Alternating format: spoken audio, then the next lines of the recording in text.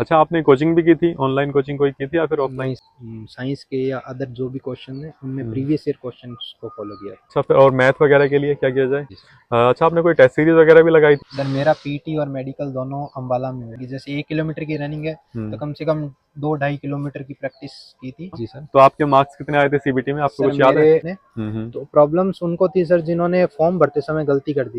और हम्म। Sir main तो इसमें ये है कि जिसके चश्मा है हम्म। वो अपना चश्मा और उसका जो डॉक्टर का प्रिस्क्रिप्शन है जिस हम्म। पे नंबर लिखे हैं वो अपने साथ जरूर ले। नमस्कार दोस्तों, कैसे हैं आप?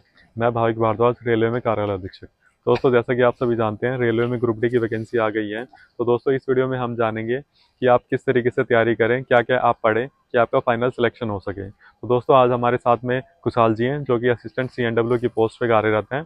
तो हम उनसे मिलते हैं और उनसे जानते हैं कि उन्होंने कौन सी स्ट्रेटेजी को फॉलो किया था।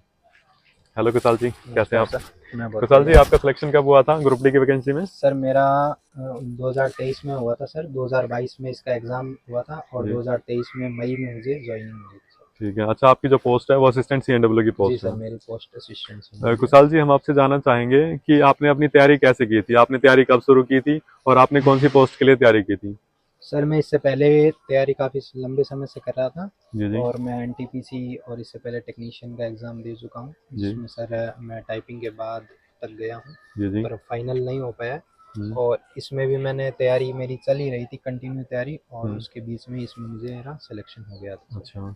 अच्छा, आपने कोचिंग भी की थी, ऑनलाइन कोचिंग कोई की थी या फिर ऑफलाइन? नहीं सर, मैंने सेल्फ स्टडी की थी और हम्म। करंट अफेयर्स के लिए मैंने पूरा यूट्यूब को फॉलो किया था। अच्छा। और यूट्यूब को और जो साइंस के या अदर जो भी क्वेश्चन है उनमें हम्म। प्रीवियस ईयर क्वेश्चंस को फॉलो किया था। अच्छा अच्छा। जी सर। अच्छा कुशाल जी, जो हमारा आरआरबी ग्रुप डी का एग्जाम रहता है उसमें 4 सब्जेक्ट रहते हैं। जी सर। मैथ, रीजनिंग, जीएस और जनरल अवेयरनेस। जी सर। तो इन चारों के लिए आप बताना चाहेंगे कि कौन सी बुक को प्रेफर किया जाए या फिर कौन सा यूट्यूब वगैरह का कोई चैनल प्रेफर किया जाए? सर जो आपकी रीजनिंग है उसमें तो आप कोई भी अच्छे टीचर से या कोई भी अच्छी बुक से आप प्रैक्टिस कर सकते हो, उसमें तो प्रैक्टिस चाहिए। जी। बट जो जीएस है, जनरल साइंस है और मैथ्स है हम्म। वो सर प्रॉपर 100%, 99 भी नहीं 100% आपकी एनसीईआरटी की जो बुक है जी जी। उन्हीं से ही आएगा और उनमें से डायरेक्ट के डायरेक्ट क्वेश्चन है सर। अच्छा हाँ, वो तो उसी को ही मैं फॉलो करने का सजेशन देता हूँ और मैंने भी वही फॉलो किया था सर। अच्छा, आपने एनसीईआरटी को ही फॉलो किया था जी सर, मेनली? मैंने एनसीईआरटी को ही फॉलो किया था और हंड्रेड हम्म। परसेंट क्वेश्चन जो थे वो उसी में से थे। हम्म। और इस बार भी आएंगे जो उसी में से ही, क्योंकि जो सेम टॉपिक है वो हम्म। उसी से ही उठा के दिए हुए हैं। अच्छा अच्छा। जी सर। अच्छा, फिर और मैथ वगैरह के लिए क्या किया जाए, मैथ के मैथ लिए? में भी सर एनसी टेंथ की जो एनसीईआरटी है और हम्म। नाइन्थ और टेंथ की हम्म। उन्हीं में से सर क्वेश्चंस बनते हैं, तो उन्हीं को आधार मान के कोई भी सर जो रेफरेंस बुक होती है जी जी। अलग अलग, जैसे आर एस अग्रवाल है या माथुरिया वाली बुक है या हम्म। किन्हीं और टीचर से, हम्म। तो उनसे पढ़ सकते हैं। पर जो उनका आधार है, बेस है, वो सर टेंथ की एनसीईआरटी ही रखना चाहिए। अच्छा। जी सर। अच्छा, आपने कोई टेस्ट सीरीज वगैरह भी लगाई थी? सर मॉक टेस्ट तो मस्ट है, मॉक हम्म। टेस्ट तो देना ही है। उसमें हम्म। जैसे बहुत से प्लेटफॉर्म है जो मॉक टेस्ट इसके करते हैं, तो हम्म। मॉक टेस्ट से प्रैक्टिस बनती है। अच्छा, उससे मतलब। आपको वहाँ पे टाइम हावी नहीं होता, आप पे हम्म। टाइम मैनेजमेंट आपका अच्छा हो जाता है, क्योंकि हम्म। मेन टाइम मैनेजमेंट है। जी जी, मतलब जी मॉक सर। टेस्ट देने से हमारी जो मॉक टेस्ट देने से। टाइमिंग है वो जी सेट सर। हो जाती है। जैसे भी कम डेली एक मॉक टेस्ट तो लगाना ही चाहिए, आपकी तैयारी हम्म। अगर हो या नहीं हो हम्म। आपको मॉक टेस्ट लगाते रहना चाहिए। जैसे जैसे आपकी तैयारी बढ़ती जाएगी उसमें स्कोर बढ़ता जाएगा। अच्छा। इससे आपका टाइमिंग जो उस पर कैप्चर है वो अच्छा हो जाएगा। कॉन्फिडेंस भी आ जाएगा हमको कॉन्फिडेंस भी बहुत और अच्छा टाइमिंग होगा। भी हमारी इम्प्रूव जी हो सर। जाएगी। ठीक है।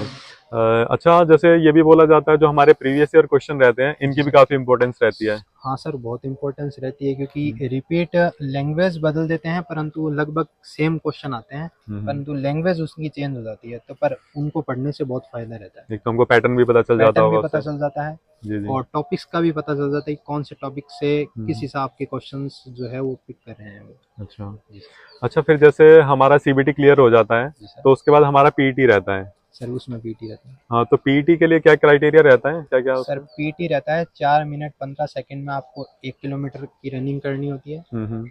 और फिर आपको 35 kg का एक वेट होता है, जैसे बोरी में रेत भर के वो रखा हम्म। हुआ होता है, हम्म। उसको आपको 100 मीटर तक लेके दौड़ना होता है, बीच में गिराना नहीं होता अच्छा और एक चांस में उठाना पड़ता है। अच्छा। आपका जो पीईटी हुआ था वो कहाँ पे हुआ था? सर मेरा पीटी और मेडिकल दोनों अम्बाला में हुए थे। अच्छा। और मुझे जो डिवीज़न मिला था, जो जहाँ पे मुझे पोस्टिंग मिली है, वो मुझे फिरोजपुर डिवीज़न अलॉट हुआ था फाइनल में। अच्छा। अच्छा, जैसे पीईटी के दौरान आपको कोई दिक्कत आई थी या फिर आसानी से हो गया था? नहीं सर, पीटी मेरा अच्छा था, तो हम्म। पीटी मुझे कोई दिक्कत नहीं आई, अच्छा हम्म। रहा सर। आपने पे कोई प्रैक्टिस भी की थी उसके लिए हाँ अलग सर, से? प्रैक्टिस तो थोड़ी हम्म। बहुत की थी, ग्राउंड में गए थे, जी। ग्राउंड में रनिंग की, जैसे 1 किलोमीटर की रनिंग है तो हम्म। कम से कम 2-2.5 किलोमीटर की प्रैक्टिस की थी, हम्म। तो उससे 1 किलोमीटर आसानी से रहा।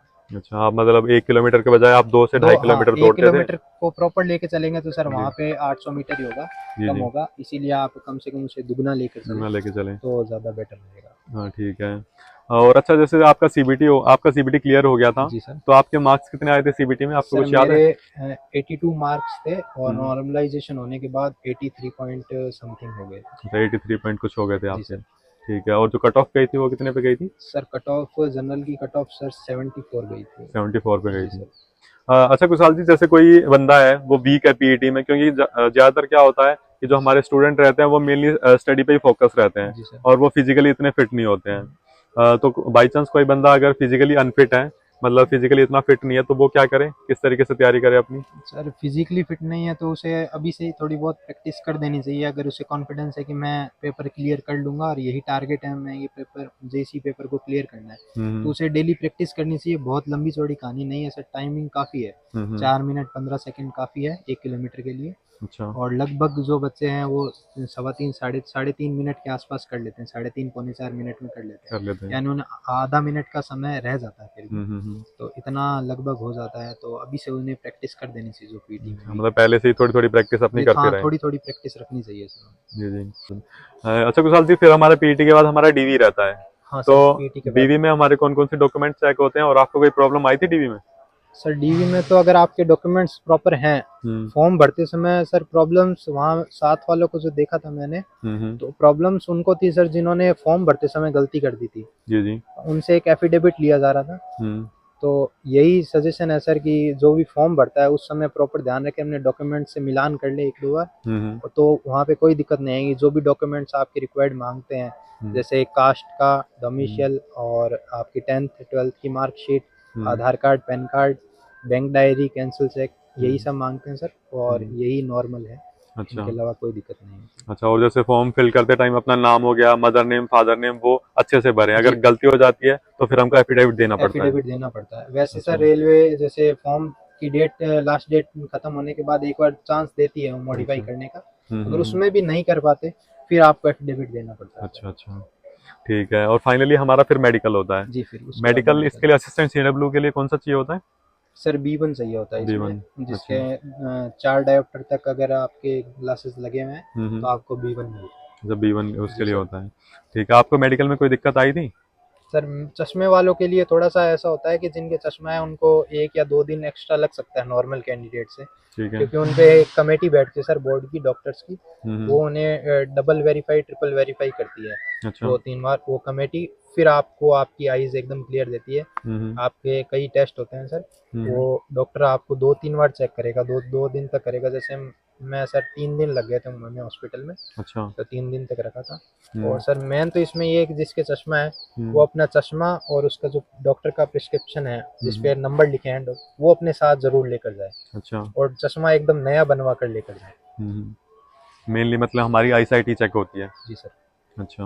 अच्छा कुशाल जी, कुछ स्टूडेंट्स का हमारे का डाउट रहता है जी सर। कि जैसे किसी की हाइट कम रहती है, या फिर किसी का वेट ज़्यादा होता है, या फिर किसी का सफ़ेद दाग वगैरह रहता है, तो ऐसे में उनको कोई प्रॉब्लम आती है? नहीं सर, अरे ग्रुप डी में, रेलवे ग्रुप डी में ऐसी कोई प्रॉब्लम नहीं आती है। हम्म। हाइट की कोई मेजरमेंट नहीं होता हाइट का। हम्म। अगर आप जैसे वेट ज़्यादा है हम्म। उसमें आपको कोई दिक्कत नहीं है, आप अगर अपनी रनिंग क्लियर करते हैं तो हम्म। मेडिकली या फिजिकली में वैसी कोई दिक्कत नहीं है। अच्छा। और सफ़ेद दाग में भी सर मेडिकल में मैंने किसी को बाहर होते नहीं देखा नहीं हुआ कोई ऐसा। भी? जी नहीं सर। अच्छा। ओके कुशाल जी, ओके, आपका धन्यवाद बहुत सर। बहुत धन्यवाद टाइम निकालने के लिए। Thank you sir. दोस्तों, मैं आशा करता हूँ आपको वीडियो अच्छी लगी होगी। अगर आपको वीडियो अच्छी लगी है तो प्लीज़ इसको लाइक शेयर एंड सब्सक्राइब कीजिए। Thank you.